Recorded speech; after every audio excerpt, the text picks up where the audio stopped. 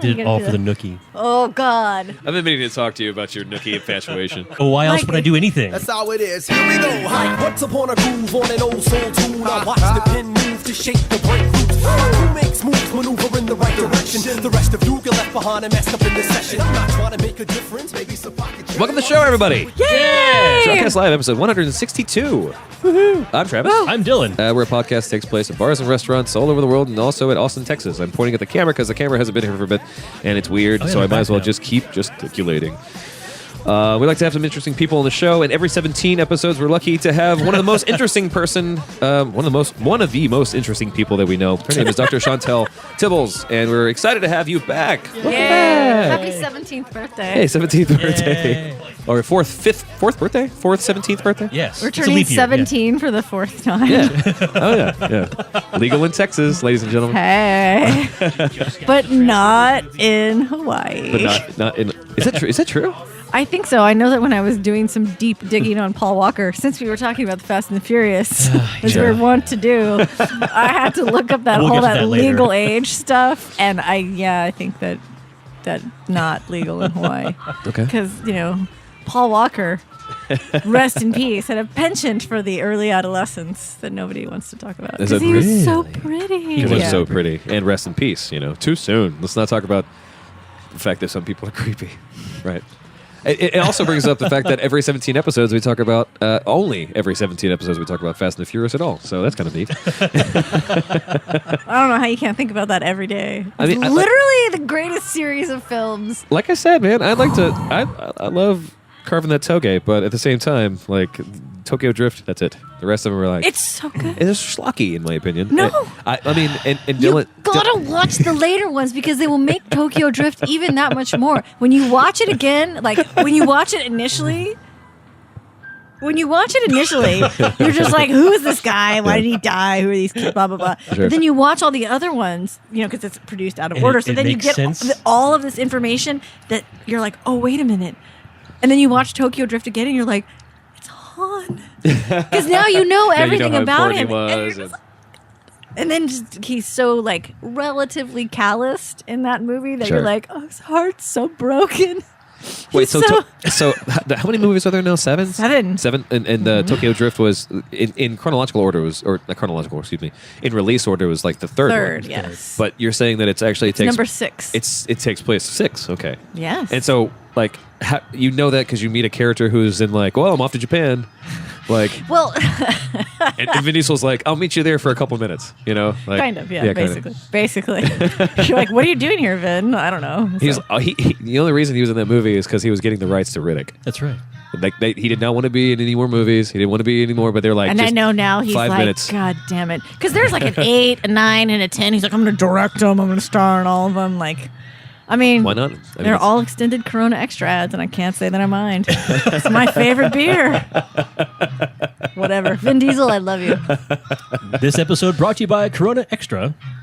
Get it on tap. And Southern California. Well, it's so great to see you. You, too. What has been going on for 17 weeks plus? Lots of things.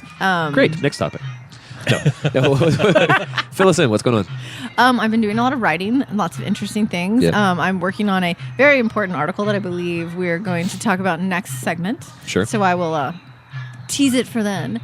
The Avian Award voting just happened. The awards are next week. Cool. Did you put your votes in?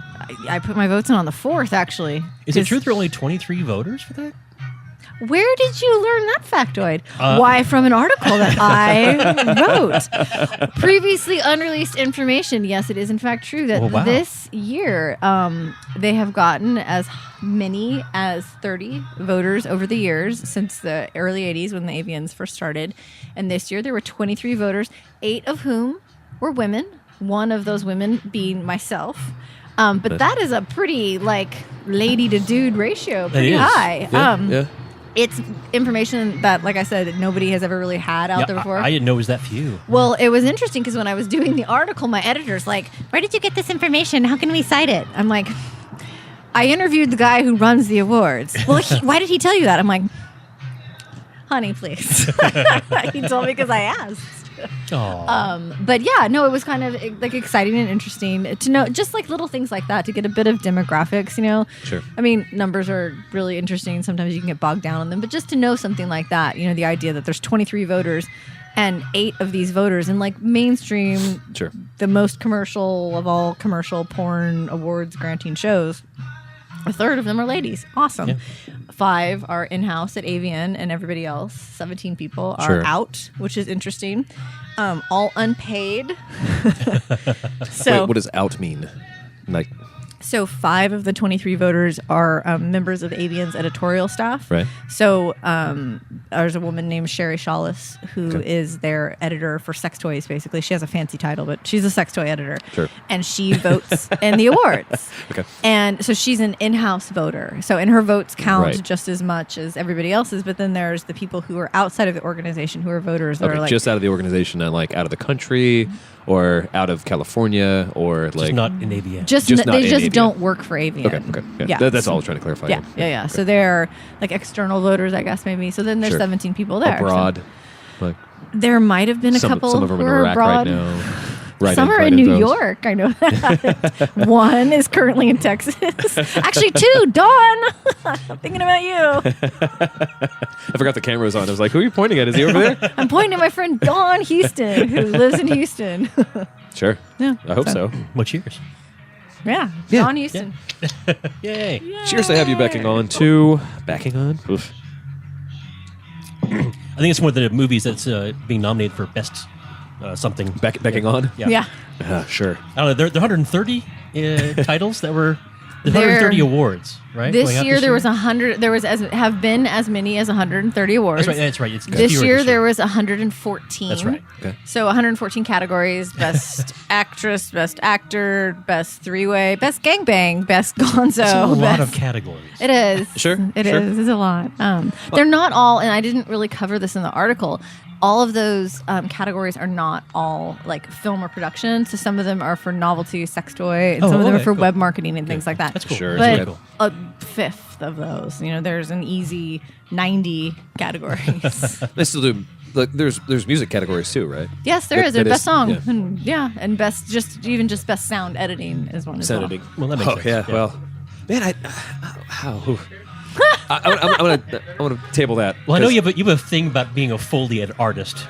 Yeah. So you're thinking Foley for adult I'm content? thinking like, yeah, well, especially like having a good ear for the sound effects that would go along a porn production and being able to say, that was pretty good. They really got deep in there, where like got the, Yes. like, the It squish captured- sound, right? yeah, you can't hear the traffic at all in the background or whatever. Yeah, squish. I don't think the sound editing means exactly that. There's not any sort of like. You could have a bass line though. What is There's the best often sounding? the music is off like Sure. during the sex part. Like sometimes there'll be, especially in like a romance title or something, there'll be Yeah, like of course. a Yeah, doo-doo-doo of lead course. in, There's but then always it a lead just, in until but the, then it's just yeah. the noise of the people. There's not usually like So I a. mean, it's like a good sound editor would probably have to have good control over the noise of the people, so it doesn't have echoes, like good compression on it. Like it sounds more really than I- fascinating. more than I know. Sure. I'm just like, does that sound good? Just look at a career change, like Well, You got to start somewhere. let me know if you need help with that. you just get a letter of A letter of recommendation, reference, please. yes, Yeah. for sure. So Yeah. what was the vote just happened? Yeah, well, I mean, The awards are next week? the awards are on January 23rd. Oh, crap, this it's year. January. Yes, Yeah. it is. It's January. Woof. Yeah. So they're coming up, and but the votes get turned in, early January. So it's basically like early December to early January that you're voting, Yeah. and then you turn everything in, and then there's like 2 people who know the results until the night of. Nice. And you fly out there for that. Yeah. Pretty exciting. Yeah. It's January. It is. It's fun. It's nice to see, people that I don't necessarily. It's funny. I remember this guy Mike that I know was talking once about how like everybody, not obviously he's kind of overgeneralizing here, but like everybody in the adult industry works like in this 2-mile radius in the valley, and then a lot of people only see each other once a year in January in Las Vegas. Yeah. And I mean, it's a bit like the diaspora is a bit more spread than just that little like Chatsworth center. But in many ways, he's right. Like a lot of times you'll see, somebody once a year only. So it's nice. Yeah. Well, And it's like summer camp or like a reunion. Yeah, kind of. It's kind of nice. Do you ever get the butterflies? Like, oh, is this person going to remember me? Me? If your friends are going to be like, oh, man. I do. I'm like, oh my god. Like, I wonder, like, is Mr. Lucky's going to be open 24 hours this year? I don't know. Where's it going to be at 4 a.m. in Las Vegas? No. Everything can change, you know. You never know. Yeah. No. Cloverfield monster might come through and just destroy the strip. You never know. That's the sequel. It's all in Vegas, yeah. Yeah. I hope. No spoilers. Going back to Tokyo Drift. What was I can't remember if I asked you this question before. Like when you get back to Vegas, when you go to that thing, what's the first thing you do? Oh, well, when I get there, I always get there on a Tuesday, and the very first thing I do before anything is check into my hotel room. I always kind of arrive, mid-morning on that Tuesday. I check into my room because I know it will be ready because I'm so early. Most people come in on Wednesday. Sure. I get there on Tuesday, and then I put my stuff down, and I immediately go across the street to CVS before I'm tired. Before I'm dehydrated, anything. And I will get as much water, as much Gatorade, and as many balance bars or Cliff bars or things like that, and chewable vitamin C as I can carry. And I will, that is what I will do. The very first thing, like nothing else happens before that. And it's kind of shitty because when you get there that early, Internext is getting taken down. That's like the internet thing that happens before. Okay. And so there's all these people who are like bedraggled and Internext has already been happening. I'm like, you guys better perk up because you got 6 days left to go. When you're like mincing your way through all of this stuff that's being taken down, like, I'm here with all of my products. But yeah, the first thing for sure. It's usually pretty mellow until Thursday, So. Well, why is it mellow till Thursday? Well, Wednesday is still just like registration and. Well, Wednesday there's some seminars. It's just like anything, it kind of builds and builds and builds. And Friday is generally pretty crazy. Friday is generally like the peak day. Yep. Saturday, because the award show is that night, you really get a lot of the performers and personalities and stuff kind of peel off pretty early to go get ready for the awards and all that. Yep. Because the stuff with the red carpet and everything takes hours and hours. I don't understand. I mean, I know that it's people's jobs, so they just get their picture taken and stuff. Sure. But I'm just like, man, you guys are out. It's January in Las Vegas because they make them line up outside the building along the wall. Like, there's not like some lounge, and everybody has to have and they close the red carpet. Like, if you don't line up by a certain amount of time, they're like, no more on the red carpet. Oh, yeah, and it's guarded, and you have that makes sense. Yeah, and you have your pass of when you're able to get in line. Yeah. So kind of like when you're flying on Southwest, and you're like, are you A16 or are you A60? There's a big difference, and you don't get to like jump in the line or anything like that. Sure. So it's a big process, but yeah, like you said too, January. I'm sure they're not wearing burqas. It's freezing to death. It still does get cold in the January in Vegas. That's what I mean, though. Like it's a red carpet thing. Like it's already cold. There was one year. Oh, it's so funny. It's not that funny, probably, but to me, it's funny to think about. Many, many, many, many moons ago, when I was still interning, it was probably like the second time I had gone to the show. So I was like a little flunky, and I was like, okay, I'll take you to where you're getting picked up, and I'll walk over this way with you, and this, that, and the other, and who needs lunch, and running around, and like, it's just like a kid, just like a kid with a little badge, like nobody knew who I was. Like I was carrying dogs and humidifiers and whatever. I was helping. Yeah. And I don't know how it happened, but you have to look somewhat presentable even to be like a little helpful flunky. So I was probably wearing like a nice stretchy black top and some jeans and boots or something, not dressed up, but not looking like my ordinary schlubby self. And I was like taking somebody somewhere or something. And I ended up getting stuck outside at the back end of like the convention, like locked out of the building. Oh, Jesus. And it was the middle of the morning or like 2 p.m, and it was like a hurricane of wind. And it was probably 30 degrees. But I remember it being 30 degrees. I was like, I heard the door close and I was like, oh my God, I'm out here. And it was like a casino. So it's like a million stories up. I'm like, sure. Yeah. Fuck. And I immediately was like, I'm going to have to walk around. And so I started going. And I had to walk like around the entire, because I was like the service back entrance to the convention hall. Yeah. It was the only time I was outside for however many days. So in many ways, it was kind of refreshing. But I'm like, I'm going to freeze to death. I am going to freeze to death outside of this casino because I locked my dumbass out of the entire building somehow. Yeah, I'm sure those alleyways are pretty long, like individual casinos. And I didn't know where I bet you there was an entrance. Like, had I gone right instead of left, there was probably an entrance like 10 feet away. But I didn't know. I was like, my eyeballs were freezing. Like, Right. I was starting to lock up immediately. But it's like one of those things when you see people when they get in some sort of car trouble in January and they're like, oh, fuck. You're like, well, where's your jacket? You're like, I was going to a party. I didn't have a jacket. You're like, you should always have a jacket. Worst case scenario, always have a jacket. Always have a jacket. That's true. Or at least gloves. So I always get upset. The only times I ever need to fill my car tires up is during the winter. Yeah. And the only place you'll find a air pump is completely away from all the protections from the rain or cold. Yes. It's always in the corner, and it's always just open to the elements. There might as well just be wolves out there. Like, yes. very, Furries. very good planning. Wolfkin. Yeah, Wolfkin. Asking me for change. God damn it. I will not get you your bus ride back to California. Wait, but no, I think we could find some change to get anyone back to California. Too soon. No. We are running out of time. Let's go take a first break. I need another beer. Yes. And we'll come back with more Dr. Chauntelle Tibbals. Wipe the dust off the canvas and wait till we break. It's all about value. Tripping on his deep groove. And the night's new. What a feeling, what a nice mood. A bam, boom, rock. We're here to rock you. It's like, damn, what a vibe. Woo. I got my own soul. Welcome back to the show, everybody. Yay! Segment 2. Double Deuce. Yay. Still hanging out with Dylan. Of course, still hanging out with the good doctor. Dr. Chauntelle Tibbals. That's right.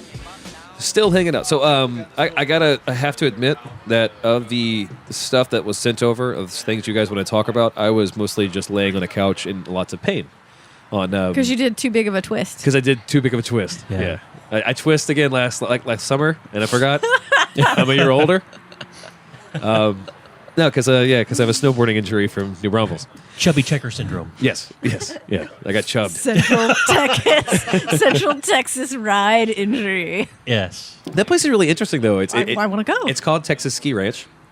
And they have there's a big hill. They have this blue AstroTurf that they spray down. Like, literally, there's just hoses everywhere. They just, like, while the guy's talking to us, he's like, all right, I'm going to do a thing. Come over here. Heels up, whatever. He's just, like, spraying. And then he drops the fucking hose in our way. And we're like, is this a problem? And it wasn't. Not any more problem than we are. You know? I'm my biggest problem when I'm snowboarding on AstroTurf.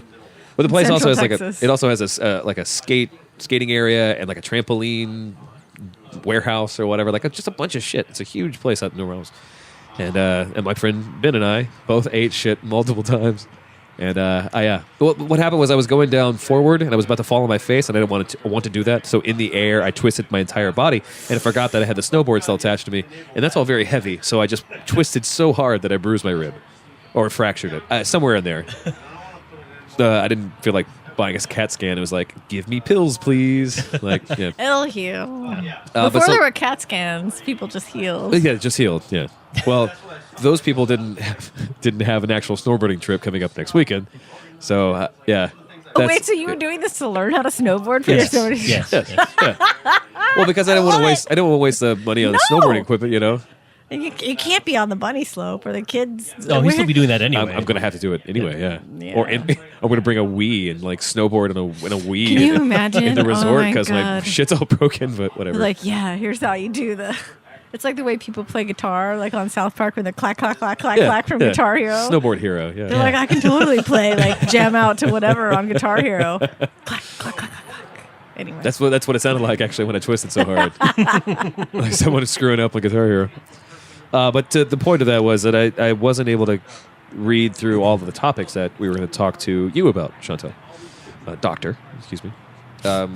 What you guys want to talk about? There were other things in the news that we can leave the very specific things. We just had our loss of some very nice people. We did, this yeah. past week, so. Yeah.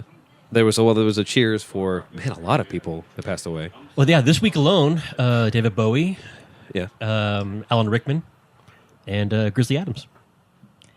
And the man who was married to Celine Dion.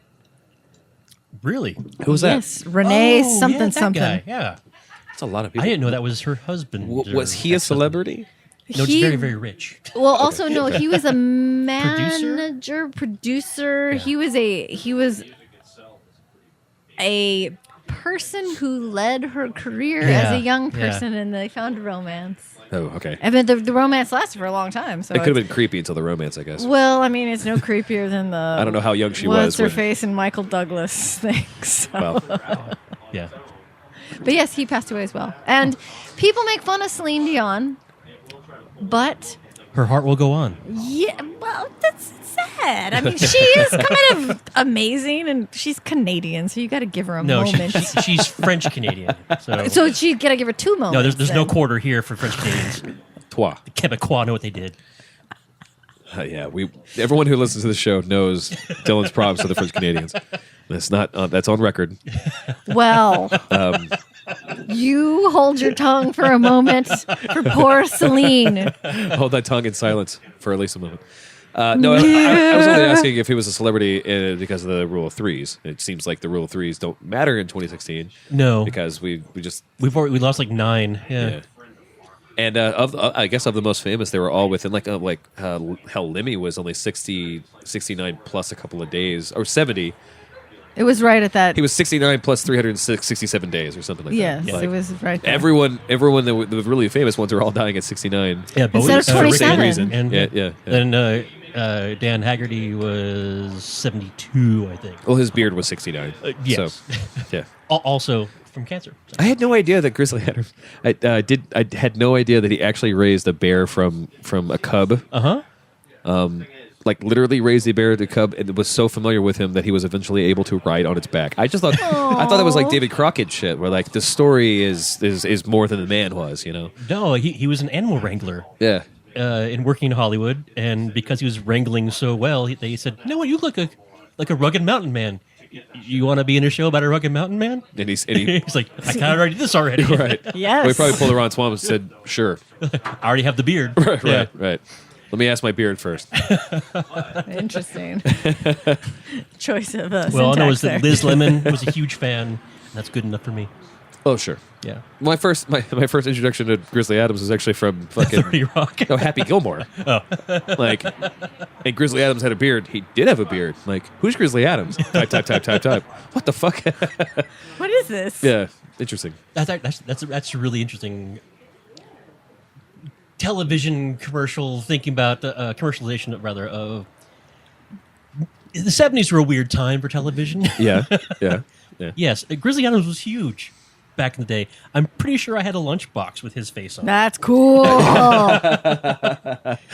it was no big thing. It's like, yeah, Grizzly Adams, Dukes of Hazzard, yeah, Chips, come on, yeah. Sure, of course, yeah. But now you don't really, people forgot about Grizzly Adams. So. I'd love the hell out of Dukes of Hazzard. Dukes of Hazzard and their Confederate flag. You know Not what? anymore. Actually, We're just going to pretend like that never existed. I was just like about slavery. to segue into that because I thought about something you and I talked about off the show one day. The revisionist history Oh, thing. my God. Are you talking about the educational revisionist history? Started with this. The most The way recent- textbooks have been changing? Well, that too. But more specifically, you and I, Chauntelle, talked about Confederate flag thing. And then I read an article a couple days ago about I think every school in Texas with named for a Confederate person was going to be renamed something else. Sure. To, again, I hate using this phrase in Civil War terms of whitewash history. But yeah, sanitize. Because if we pretend it never happened, then yeah, clearly everything was and then that'll make sure that nothing ever happens again. If we pretend it never happened, then we already had learned from our mistakes. So and we moved on. History can't repeat itself because history never existed. It makes me okay. There's one word. Insane. It's like, oh God. I don't even know where to begin with how much that troubles me. Yeah. Well, as someone who studies people, Yes. why are we doing that? Fuck if I know. I don't know. I think that it might have. I don't know.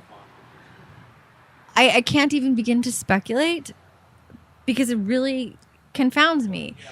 Perhaps it is easier to pretend that people aren't assholes than it is to deal with the fact that people are assholes.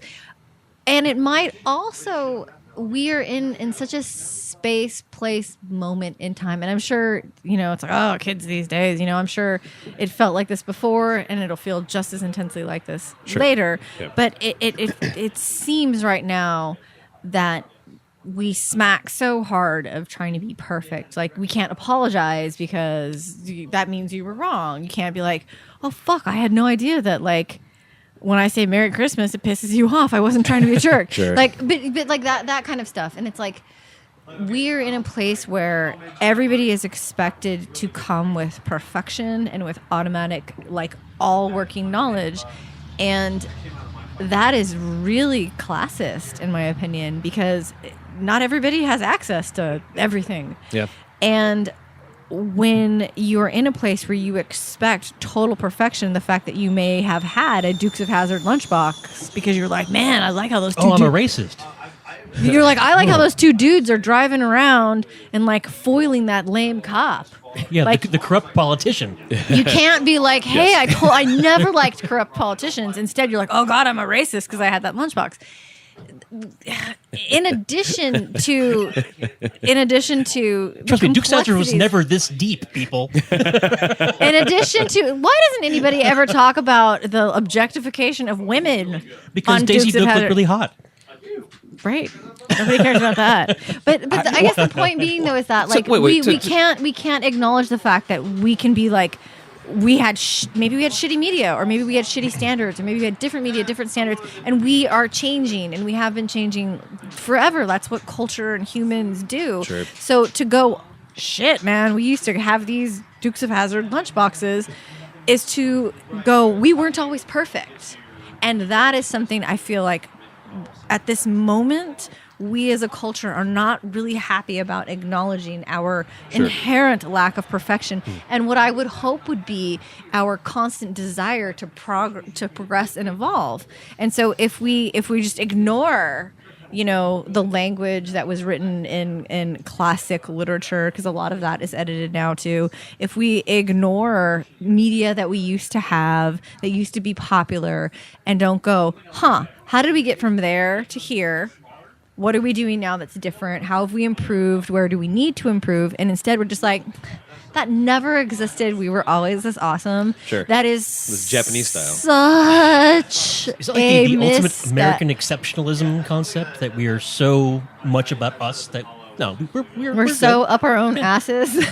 we never made mistakes. Everything that we ever did made us the greatest country on earth. Therefore, we never made anything wrong. It's more complex than that, because that's why I brought up the Japanese thing, because they're still trying to wrangle or try to obfuscate what history was, to say, no, we never actually gave candies to little kids. We never did that. So we don't need to apologize for that. What I think the problem in the United States is that one half of us is trying to say, well, this is our heritage, we need to keep this thing. And another side is saying, well, that's really racist. We need to protect people who find offense to it, and they fight about it. Like, it's not just exceptionalism. It's not just, and I wish it was. Because, but I don't think either of those is to go, oh, this is it's a part of my youth. I got to hold on to it in some sort of, like, nostalgic, like, oh God, it's like this amazing thing that it was a great lunchbox. There's nothing wrong with having nostalgia, but the idea that somebody can't go, shit, at some point in time, there was something in my past that I liked, or that was part of the world around me, that maybe was a little bit fucked up by today's standards, by then standard, whatever. The fact that we can't even think about something like that. Of course, there's all kinds of things that are like that. I mean, you think about, like you could, oh gosh, I don't even want to start drawing on examples from my own childhood, because it's just like, hey, white trash central. Yeah. But the idea that things can't be multifaceted and looked at critically, it can be both a thing it can be complex. It does not have to be oversimplified. Yeah. Right. It can have wonderful childhood memory. It can have meaning in a way that's not negative, but it can also be like, it's time to think about something different and move on. Well, we have a friend named Shane. I've known Shane since high school. I've known him fucking forever. He grew up in North Carolina and moved to Houston, and then basically went back to North Carolina. And he was talking about like something that we don't see very much from the southern states. It's the Confederate flag, specifically a Confederate soldier as a mascot in football. The Rebels. The Rebels. Yeah. And that mascot played by a African-American gentleman. And he believes that's part of his heritage growing up in that area. Like trying to pull the wool forcibly off of someone's eyes and say, no, this is offensive to other people who are also African-American. How do you decide that at the same time trying to figure out why it's important that we whitewash? No, it has to be complex and also has to be simplified. That's the problem. Right. It's like everything is so complex that it can't be as easy as saying like, no, let's change a lunchbox and we'll solve everything. Well, that's why it's an extremely privileged standpoint. Of And course. it's a way to kind of wipe everything to this, like, okay, we're going to wipe everything to this base level. It never existed. Right. But that base level is this place of a high privilege where you have to have access to this book and to this capacity to think about and to this and to that, whatever. That is a...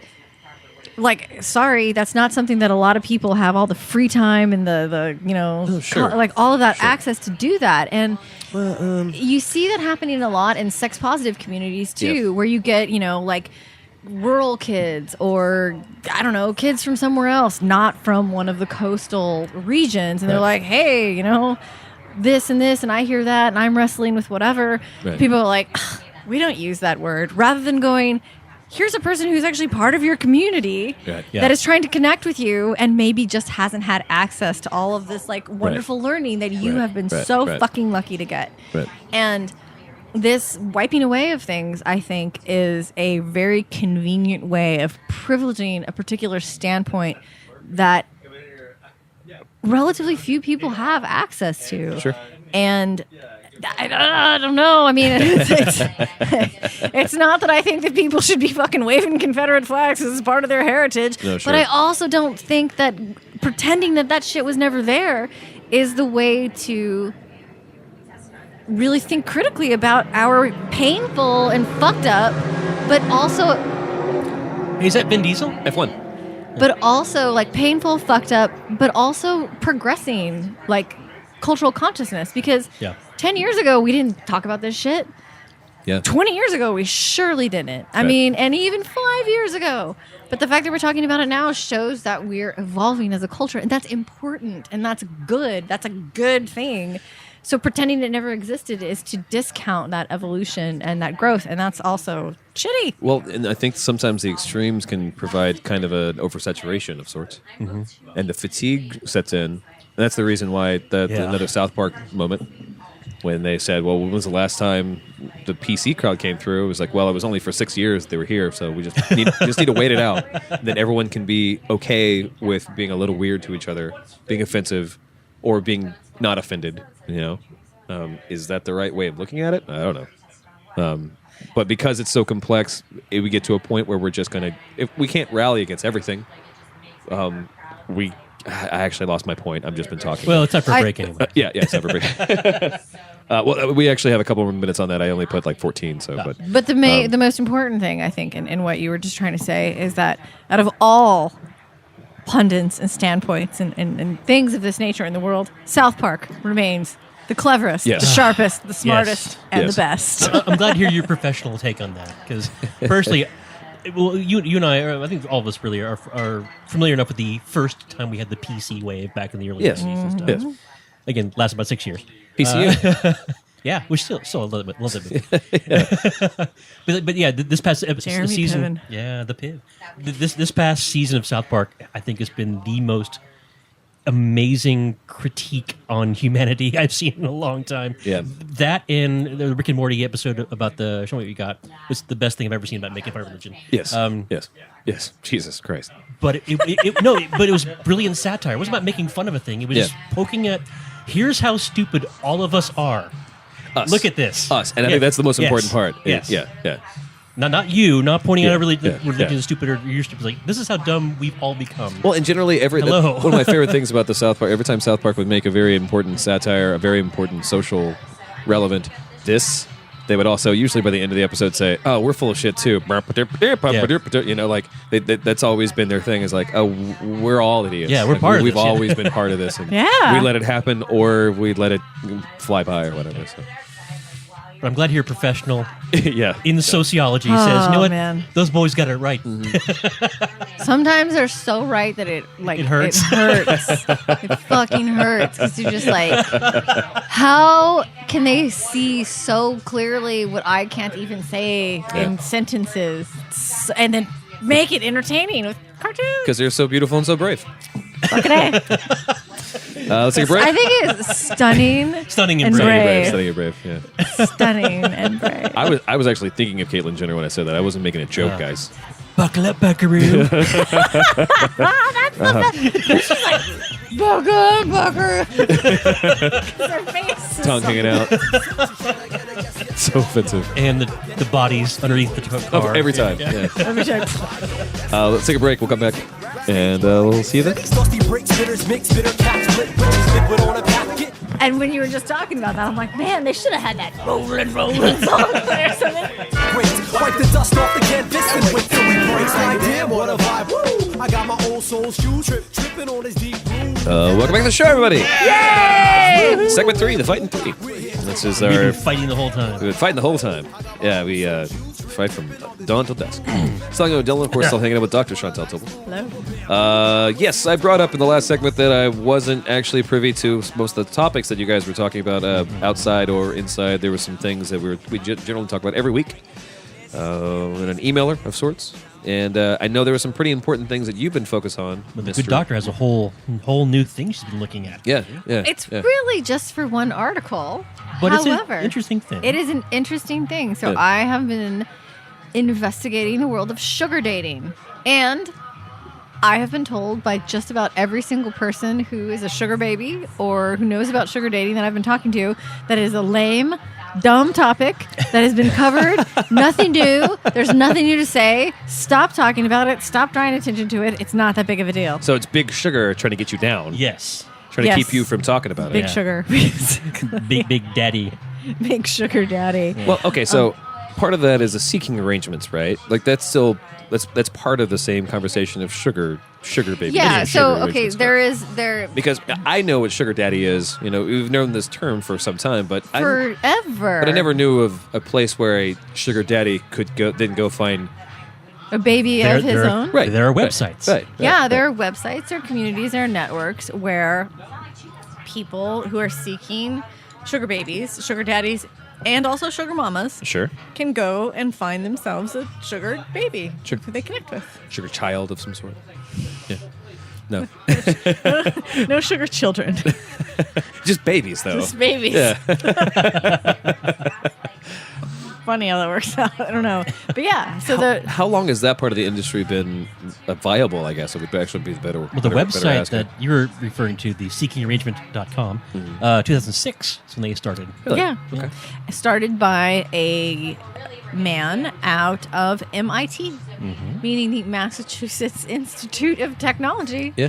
Yeah, one of the best universities in the world. Sure. Sure. So that's interesting. Who I have been told found his spouse via seeking arrangement. Okay. Was one of his Before sugar he babies. started the website, though. I don't know. I haven't poked into I that thought story I saw too much. But I have just I heard that it was a sugar arrangement that turned into a Was A she partnership. Russian, perhaps? Because that's been a thing for a while too. sugar like that. This is the thing that's funny. So we've all heard this before. Like there's the idea of having I want to find a sugar mama like that. Yeah. That's whatever. Like Yeah. I don't even know why it's not new, but I think that it's the formalization of it Yeah. that is really compelling to people. And the other thing that I think that is really like drives media to it and drives curiosity is, you know, the Venn diagram, all the circles, Sure. right? Yeah. So there's the circle of like At least two. job, Yeah. sex work specific, but job. And then there's the circle of like needing money, and the circle of service work, and the circle of like prostitution, and the circle of dating, and the circle of youth, I guess, and Sure. the circle of gender inequality, and like all of these circles. And somehow the sugar scene, the sugar bowl, as it's referred, Great.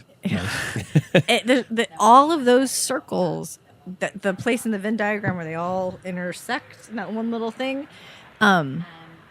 that is the sugar dating community. And I am having the toughest fucking time picking it apart because every single person who I talk to, I'm trying like not to read more stories about it, but every single person who I talk to who is currently a sugar baby or was a sugar baby like 10 years ago, before it was a formal thing. Before it was an industry. Yeah. You know, one person tells me, this is my job. Another person says, this is a dating site. Like, I'm looking for like a guy. Like, I'm looking for somebody to have a relationship with. Another person tells me, I have 2 current sugar daddies and I've never had any intimate contact with either of them. And my boyfriend knows about it. The next person tells me something that basically is a sex worker relationship that she has with all kinds of different sugar daddies. Right. And so the thing that's interesting about it that makes me think of all those different circles is like there's so many multitudes of standpoints with this particular phenomenon. More so than justifications. I mean, justification is really kind of getting into like, is it somebody's account? Is it their standpoint? Are they justifying? Like, I try not to think about like the moral. Yeah, it's not. That's not my. Sure. If somebody's telling me like I just want to fuck somebody, or I really want to be treated nicely, or I'm really broke, like I try not to be like, well, the fact that you're broke, that's okay, but the fact that you're just looking to fuck, like. Settle down. Like, I'm trying not to think about it as justifications so much. Sure. But at the same time, the different reasons why people are coming to it. And I mean, people are really forthcoming. Like, one girl was like, hey, my friend, somebody bought her a car. And I was like, I want a car. I'll do this too. And in my head, I'm like, in my head, I want to be like, you don't have to do this if all you want is a car. There's other ways to get a car. Sure. But then I don't, obviously, like that's how somebody chooses to get a car is their own choice. And that's great. It's at that point, exchanging goods and services for something, right? Right. Goods and services being a thing. And then that's why I bring up justification, because at some point there has to be a conversation internal where you say, I am doing these things in order to get this thing back. Right. You know, and like cuddling before this, you know, the professional cuddlers. Have you heard of these? That person had a specific thing that they gave, you know, and a cuddle. Yeah, they would cuddle for money. Nothing sexual, just like, hey, calming things down. Kind of like a very light massage of sorts, you know, where you never move anything and you just lay there. Sure, you know, might be someone's kink, or it might just be a normal thing for people. Whatever. That's why it's like at some point you got to say, like, especially if you're in a sexless relationship with a person who says that they're okay with it, like, at what point is it your fault, or at what point is the worker at fault for allowing something to never be a thing? You know, like if they get married, is it still going to be sexless? Is it sexless because why would the person then believe that it would never lead to something? Why wouldn't someone believe that it could become a relationship? But that's the thing it's about not a relationship; it's a business relationship. We're here. Sure, listen up, please. Yep. But that's the thing. Don't ever talk down to me ever again. Go ahead. But that's the thing about it that's really interesting is that presumably this space is it's okay. So it's like when you talk about Tinder. And there's this whole problem with Tinder happening right now because the ladies are going on Tinder thinking it's Match, and the dudes are going on Tinder thinking it's Mixer. Sure. Meaning dudes are going to fuck, and ladies are thinking it's a really convenient dating app. And so you have this. What is Tinder supposed to be like? What its platform says that it is not necessarily how it's being used or conceptualized. Right. And so with sugar dating. One, people are like, oh my God. So there's all of this like stigma around the frame. And then within the community itself specifically, there are people who are using it for different purposes. And sometimes those purposes are connecting, meaning like purpose A and purpose B are in a relationship. Right. And then sometimes those purposes evolve in a coincident way. Right. Sometimes they don't work, this, that, and the other. But there's just all of this stuff. It's all of these different corners that are intersecting. And it is complicated, to say the least. And the thing about it that got me interested in it was these PR pitches that you keep seeing specifically from Seeking Arrangement, saying that the reason why women are doing this is to pay for school. And I get PR and marketing and all of that. Like that's they're trying to find a hook, and I picked up on it. I was like, give me your list. I want to see da da da. So they're effective, but they're tapping into this one idea of, oh my God, debt, students, this, that, and the other, and all of this like higher education bullshit that's happening right now. They're capitalizing on that, but in repeating that narrative over and over again, what they're also doing is causing us to not look at, forget about, and/or / erase all of these other reasons why people are involved in this. Right. So.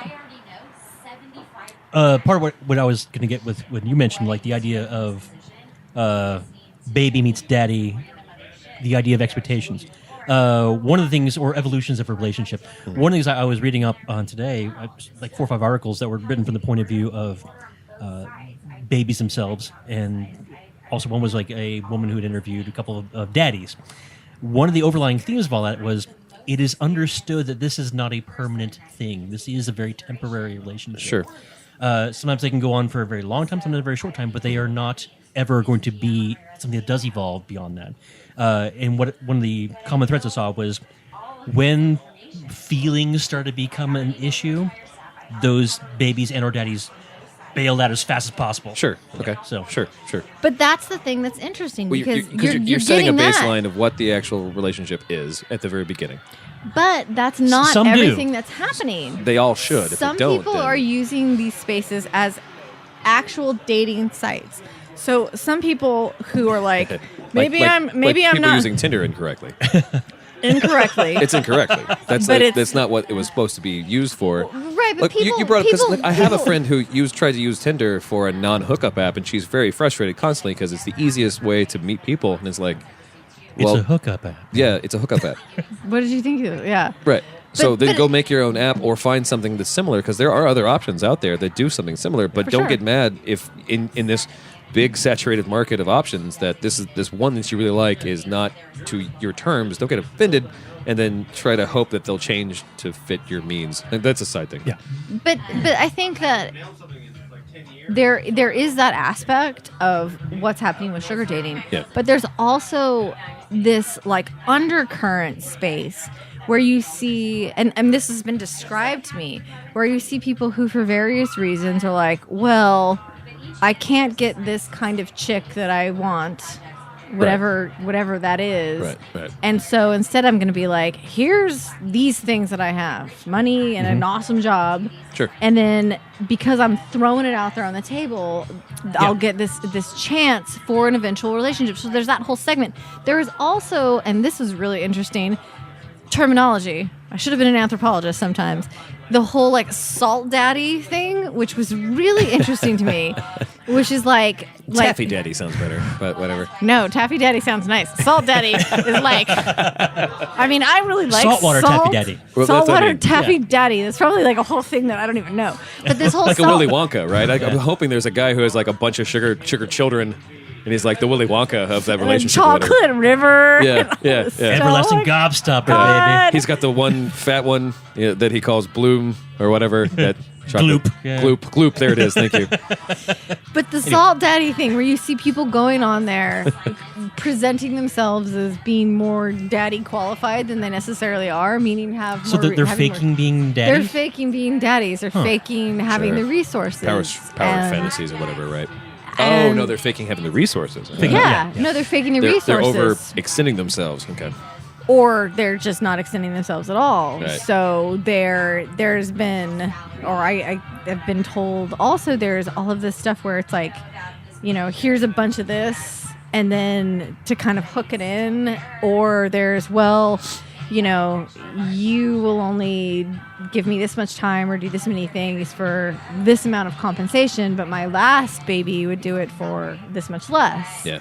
And so there's all of this like, it's negotiation no matter what it is, but and in all negotiation, all business negotiation, there's representation and how you and da da da da. There's all that. All right, so speaking but of there's there's the there's the used car salesman end of negotiation happening also within this space. Sure. So there's like where the site and the community is coincident, right? And then there's the used car salesman kind of things happening on one end, and then there's this whole fucking like dating site that's like Cinderella or something happening on this other end.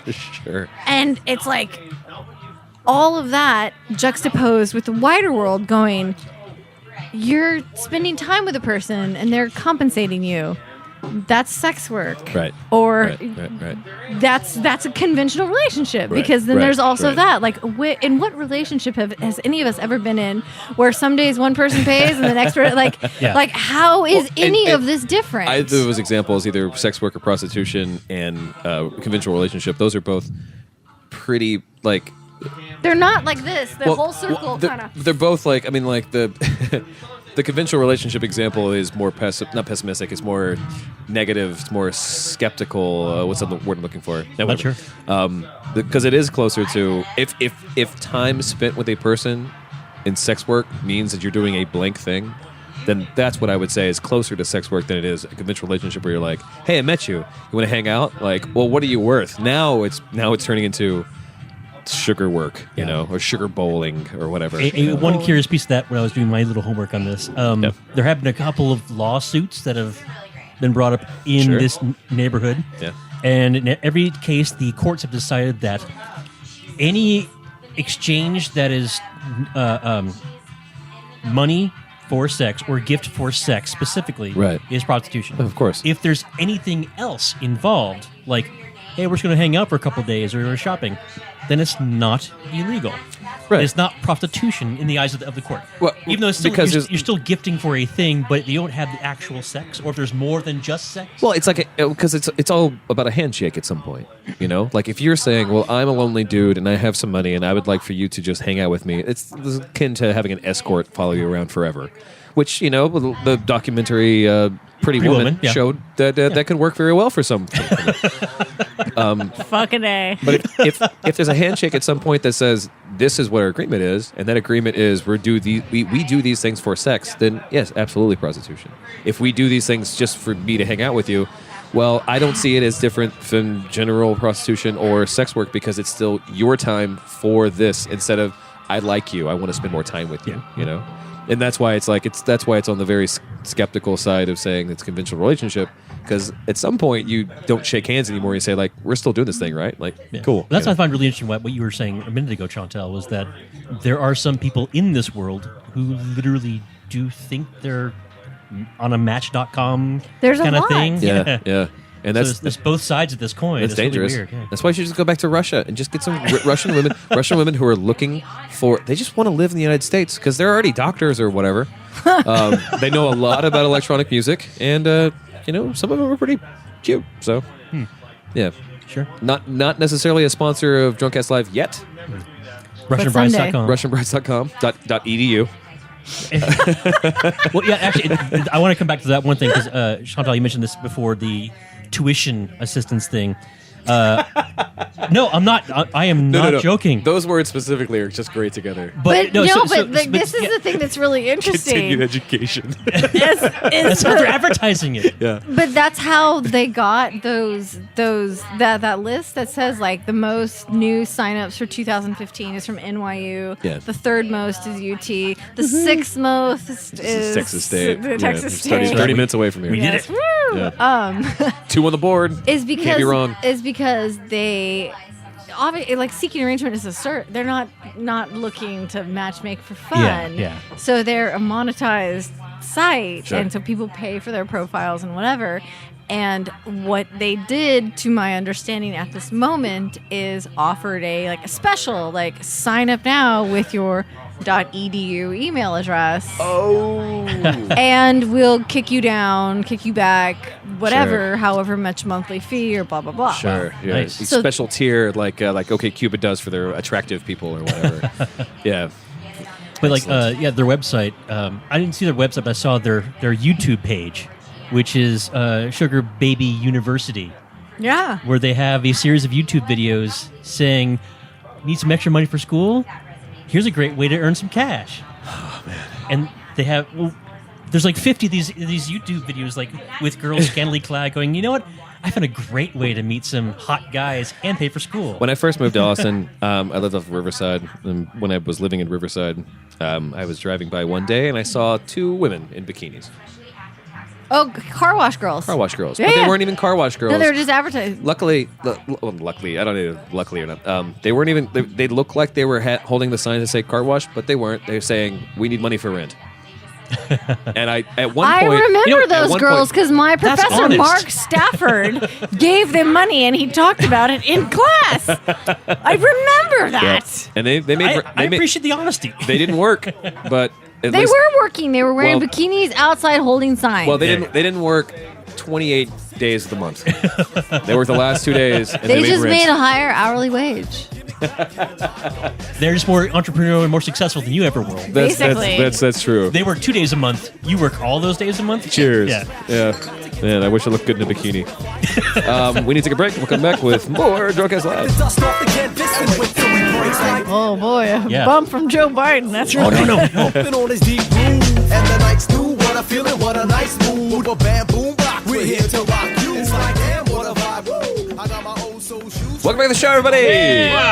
Segment 4, the Fantastic Four. The move of the flannel Ford. The flannelish. Well, you mentioned 90s, so, you know. Oh, sure. Yeah. It's all beards and flannel. Beards and flannel.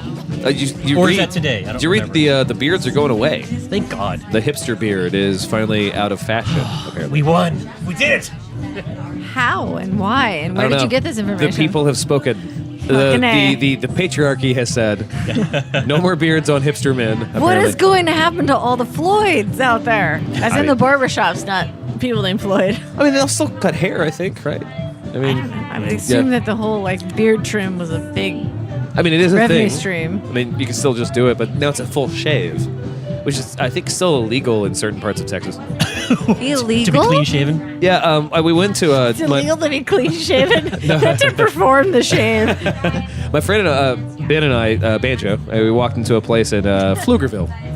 And we wanted to get a straight razor shave. We'd never had them before. yeah. And he talked about a friend of ours, Evan, had them before. And Hot towel, the whole thing. Yeah, all that stuff. And so we walk in, and it's an old style kind of barbershop. It has 3 different styles. It's like haircut women, and then a haircut with a dye or something, whatever. And the Like fourth item, part on the left, part on the right. Right, and right. boys. Yeah.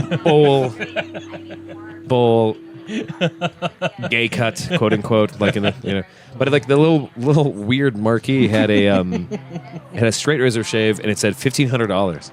What?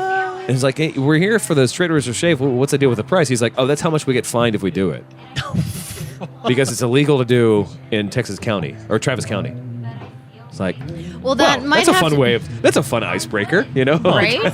But there's something to be said about that because there's all of this cosmetology regulation, and I know that there's only one barber college in the region, and the waiting list, because that's where you learn how to do all that straight razoring and all that stuff. Sure. Because that was essentially before the hipster, mustachioed, bearded, etc.ness that we're currently apparently in the decline of. Currently. That was the only, and it was all but a dead art, and so that one place is still the only place licensed, regulated, qualified to qualify others to do that procedure. Though others did maneuver. though many people did do that maneuver, perhaps the place that you're talking about. Yep. However, since the whole current mustachioed movement came into being, Probably pushed it right back into into awareness, such that the $1,500 fine came about, or started to be enforced. Right, and so, right. fucking hipsters getting in the way is the whole point. Just kidding. But yeah, no, there's a big long wait and all that to learn, because there's very few places that can actually provide the whatever you need to be qualified to do that. Or just like I found out, like a friend of ours just went through fire person school or whatever. It's fireman school. Firefighter school. Fighter. He got through the whole thing. He passed. Everything was cool. And now he has to find a job, and he can't do it in Austin because Austin is one of the few places in the country that has a waiting list for firefighters because they have excellent benefits and we have no fires. And no fires. Yeah. Like, literally, there's so few incidents where they have to do anything that you just get... It's like it's government cheese at that point, you know? Playing pool all day, you know, or whatever. You get to San Bernardino County in California, and people are like, no! They're having to drag people into the firefighting place. I have to do something. Fuck, man, no, it's like hell on earth out there. Yeah. Like the wildland fires out in the desert, the mountain deserts out in California, like they're murderous. Yeah, because God doesn't want it to rain there. Well, God doesn't want people to live there because it's an irrigated desert. Obviously, yeah. Duh. Same difference. I mean, he doesn't want 80% of what people are made of to happen there. Rain and water. It was a long shot, excuse me. It's okay. Forgive you. Yeah, thank you. But yeah, they're insane. They're insane. Danger. That's crazy. I'm really curious that there's only one place that can license a straight razor shave, and that technology was perfected in the Old West. Well, they... Right? When literally a dentist was also a barber and would do surgeries and autopsies. Well, maybe it was the original. Maybe it was the first wave of PC that we remember. Oh, okay. It could be. That said it was too dangerous. Like this, it's not a safety razor. It's a straight razor. It's a blade that you're holding near a neck, and someone cut off an ear, maybe in a movie. Or could just slice open your fucking carotid artery. Sure, and sure. It looked like a Tarantino movie. We have other arteries. Whatever. That's right. But I think that the reason why there's only one place is not necessarily because it's a complex procedure. Maneuver? I think maneuver. I don't know. Maneuver. We've Excuse used me. kind of Maneuver. It's not necessarily because it's a complex maneuver. Currently, it's because it was not something that people did from basically like the Old West time till 2006. Until Coke became 2012. fancy. No, till like 1980. 2012. And the people who were doing it, who knew how to do it, had known how to do it for a million years, like old barbershop kind of folks. Sure. And so there's this big gap where they're like people, hey, I'm 20 and I know how to do this. I'm getting older. And then there was like nobody knew who gave a shit. And then that was happening. And then the hipster thing came about. And now they're like, I want this because it's so cool. Sure. And they're like, well, you're going to have to go to Earl down at the freaking barbershop on the deep east side and pay $8 whole to get it done. Fuck that. Or you're going to have to fuck off kind of thing. Right. So. And then they talk to their like local senator or whatever. Right. Yeah. And then with anything, I mean, when it has to do with touching people, things have been very overregulated and such. So I would imagine that President that Trump one will fix all of that. President Trump will. He'll be like, man, just stick your finger in his ear and slice that shit. Yeah. If he bleeds, he goes back to Mexico. He shouldn't have lived in the first place. His beard should just fall off like mine play does. Ball. Like, what are you talking about? Last in space, President Trump. Either way. I think we had a good time on the show tonight. Is there anything we missed that we wanted to bring up? We said our goodbyes to David Bowie. Yeah, we got that. Okay. And we made sure to mention Celine Dion's. We did. Yes. That was not my intention, but you got it in there anyway. We did our. You snuck it in. We talked about Fast and the Furious and Celine Dion. Yeah. So. You won. Yeah. Dr. Chauntelle won this episode. Cheers to that. As it should be. Oh, Dr. Chauntelle, where can we find you on the web? Oh my gosh. On the web, the World Wide Web, the interwebs. World Wide Web, the interwebs. Al Gore's presentation to the world. Thank God for Al Gore. Yes. Fucking A. On the interwebs, on the Twitter, at Dr. Dr. Chauntelle, CHAUNTELLE. Also, ChauntellTibbles.com. And if you really want some fantastic reading, you can go to Amazon. And you can get a copy of my book, Exposure. Sociologists explore sex, society, and adult entertainment. Nice. Because in addition to sugar babies, President Trump, straight razors, and Fast and the Furious, I also explore myself some porn. Sure. Sociologically. Sure. Yep. I kind of want your follow-up novel to be about the other three things. About Trump. Yeah. Fast and the Furious. And Straight Straight Razors. And Razors. Straight Razors, yeah. That's the title right there. Like, I just, yes, perfect. Trump. Wait, no. Fast, Furious, Trump, and Razor Blades. The other stuff I do. Yes. The Trump and the furryless. Yes. Oh, that's the winning title. It's been done. It feels like a New York bestseller to me.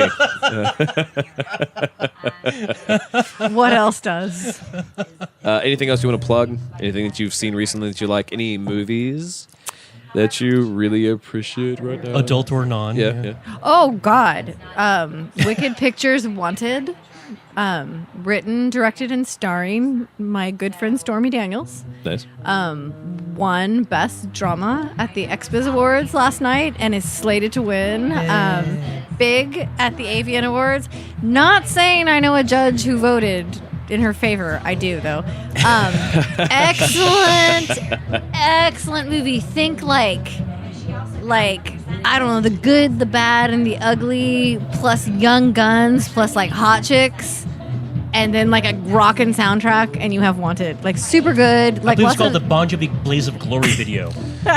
There's that too. Really good though, like a really unique, amazing movie, and lots of like really cool horseback riding. She is. No, seriously. What position is that? I don't. No, I mean like literal. There's actually horses, and there are women galloping around on Sure. four-legged, not cloven-hooved. Are they cloven-hooved? Cloven-hooved? No, they're not. Is that one of the 118 awards they give out this year of best horseback riding? No, or- it's not, but it should be. Should be. The Golden Should be. Swayze. Golden Swayze. No, it's a great movie. It's Home of the porno. just watch it. Stormy It's Daniels. No, Yeah. porn on the prairie. Damn Oh, yeah, there you go. Yeah. tough chicks riding horses. It's really awesome. Like Wanted. a really cool Wanted. old Western set. Yeah, no, it's really good. Wanted. Wicked Pictures, Stormy Daniels. Great movie. I don't know. Number 2 Oh. of 3. Fuck. Number 2. I don't want to call it number 2 because it's totally different. But the second Emma Marx movie, written directed by Jackie St. James from New Sensations. It's a trilogy. It's a very, like, if you were BDSM curious post the gray things, the Emma Marx. No, I know. They're terrible. But the Emma Marx movies are excellent. And then there was a whole bunch of Annika Albright this year, like a bunch of Annika's anal angels. They're really good, pretty gonzo. She's like the big star this year, right? She's amazing. She's so good. I read your She's so article. nice. Yeah. No, but she's a great girl. She really is good. Okay, so you let me try to blend 2 different industries. Who's the Jennifer Lawrence of the porn industry? Ooh, yes, good call. Oh God, I'm not gonna tell you. Not on recording. I'll tell you later. Oh, Yes, but you mean somebody who everybody loved, and now people are like, I'm so over that girl. oh no, I'm still in love with Jennifer Lawrence. So I was Well, okay.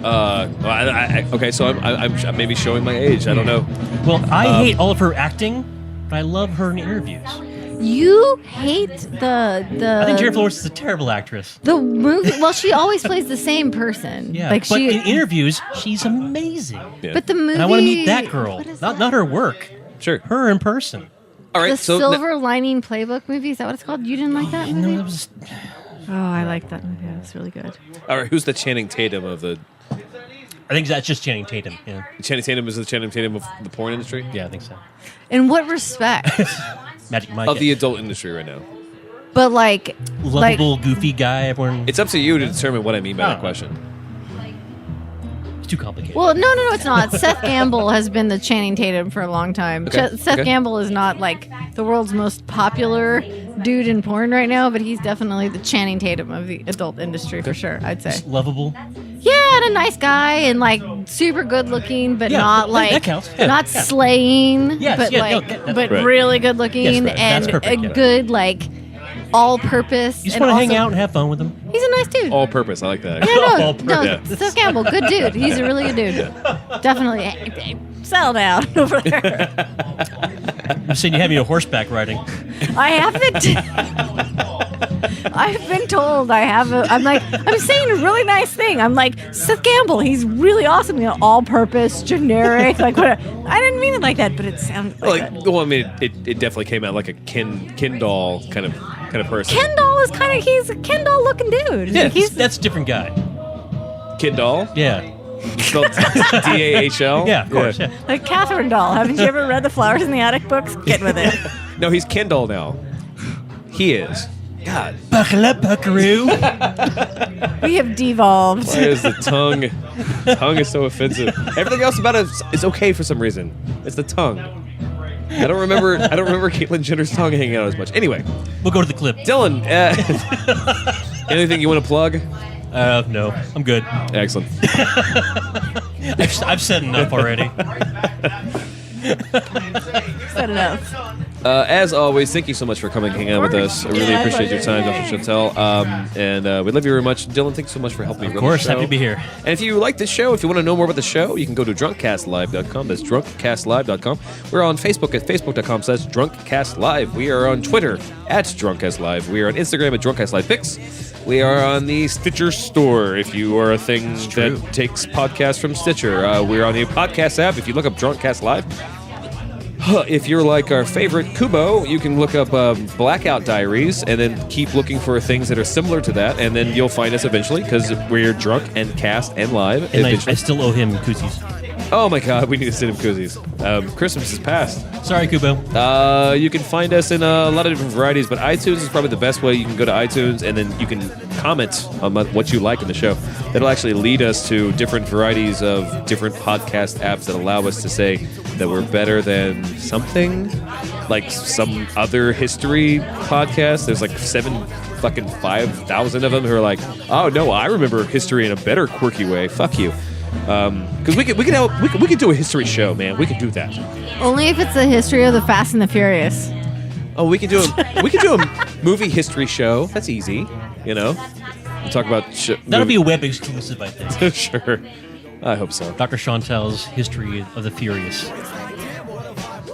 We're not on Tumblr. We're not on Pinterest. And that's it. And we love you so much, and we hope to see you. 412-440-7468. 412-440-SHOT. It's a shot line. You can call us or you can text us if you like that, or questions at drunkcastlive.com. That is it. And that's all you get from me, Senator. The defense rests. President Trump.